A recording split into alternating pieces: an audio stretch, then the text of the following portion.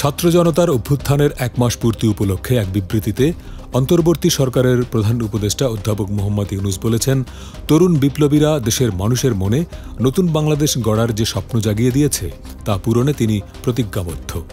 শহীদের আত্মত্যাগে উদ্বুদ্ধ হয়ে ইতিহাসের গতিপথ পরিবর্তন করা হবে, এক নতুন যুগের সূচনা করা হবে। প্রধান উপদেষ্টা বলেন, মাত্র ১ মাস হল অন্তর্বর্তী সরকার দায়িত্ব নিয়েছে। তা সত্ত্বেও বিপ্লবের প্রকৃত লক্ষ্য অর্জনের জন্য গুরুত্বপূর্ণ সংস্কারের কাজ শুরু হয়েছে। এই সরকারের প্রথম কাজ জুলাই ও আগস্টের হত্যাকাণ্ডের বিচার ও জবাবদিহি নিশ্চিত করা। ছাত্র জনতার অভ্যুত্থানের ১ মাস পূর্তিতে শহীদ ও আহতদের স্মরণে শহীদী মার্চ কর্মসূচি পালন করেছে বৈষম্য বিরোধী ছাত্র আন্দোলন। বৃহস্পতিবার বিকাল ৩:৩০টার দিকে ঢাকা বিশ্ববিদ্যালয়ের রাজু ভাস্কর্য থেকে এই শহীদী মার্চ শুরু হয়। এর আগে দুপুর থেকে রাজু ভাস্কর্যে জড়ো হতে থাকেন বিভিন্ন প্রতিষ্ঠানের শিক্ষার্থীরা। এ সময় শেখ হাসিনার বিচারের দাবিতে স্লোগানে উত্তাল হয়ে ওঠে ঢাকা বিশ্ববিদ্যালয় এলাকা।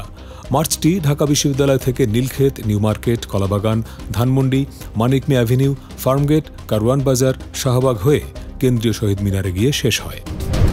শান্তিতে নোবেলজয়ী অধ্যাপক মোহাম্মদ ইউনূসের নেতৃত্বাধীন অন্তর্বর্তী সরকারের প্রতি দৃঢ় সমর্থন জানিয়েছেন ৯২ জন নোবেল বিজয়ী সহ ১৯৮ জন বিশ্বনেতা। বৃহস্পতিবার ওয়াশিংটন পোস্ট পত্রিকার পৃষ্ঠা জুড়ে বিজ্ঞাপন আকারে বিশ্বনেতাদের এই বিবৃতি প্রকাশিত হয়। তারা বলেন, জাতি হিসেবে বাংলাদেশিদের সামনে বিপুল সম্ভাবনা পূরণের সুযোগ তৈরি হয়েছে। এটি বাংলাদেশের জন্য একটি উত্তেজনাপূর্ণ নতুন ভোরের সূচনা। বিশ্বনেতারা ড ইউনূস এবং বাংলাদেশের জনগণের শান্তি ও সাফল্য কামনা করেন। ইসলামী ব্যাংকের নবনিযুক্ত চেয়ারম্যান মোহাম্মদ ওবায়দুল্লাহ আল মাসুদের বিভিন্ন গণমাধ্যমে প্রকাশিত বক্তব্যের তীব্র নিন্দা জানিয়েছে এস আলম গ্রুপ। বৃহস্পতিবার পাঠানো এক বিজ্ঞপ্তিতে তার বক্তব্যকে মিথ্যা, মনগড়া ও ভিত্তিহীন দাবি করা হয়। বলা হয়, এস আলম গ্রুপ ১৯৮৯ সাল থেকে ইসলামী ব্যাংক থেকে বিনিয়োগ সুবিধা নিচ্ছে। দীর্ঘ পথযাত্রায় গ্রুপের যেমন অগ্রগতি হয়েছে, তেমনি ব্যাংকও বিপুল মুনাফা অর্জন করেছে। এস আলম গ্রুপের কোনো বিনিয়োগ খেলাপি হয়নি। গত ৫ই আগস্ট ছাত্র জনতার অভ্যুত্থানের মাধ্যমে সরকার পরিবর্তন হলে একটি পক্ষ এস আলম গ্রুপের ব্যবসা ও বিনিয়োগ নিয়ে ঢালাও ও উদ্দেশ্যমূলক নেতিবাচক প্রচারণা চালিয়ে আসছে।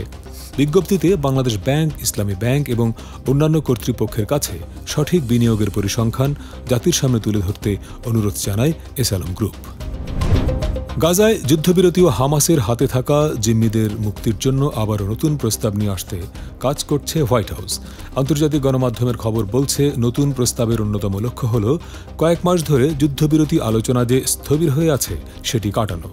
বাইডেন প্রশাসনের এক জ্যেষ্ঠ কর্মকর্তা বলেছেন, চুক্তির বেশিরভাগ নিয়ে তারা সম্মত, তবে ইসরায়েলের দুটি বিষয় নিয়ে এখনও আপত্তি রয়ে গেছে, সেগুলো নিয়ে কাজ চলছে।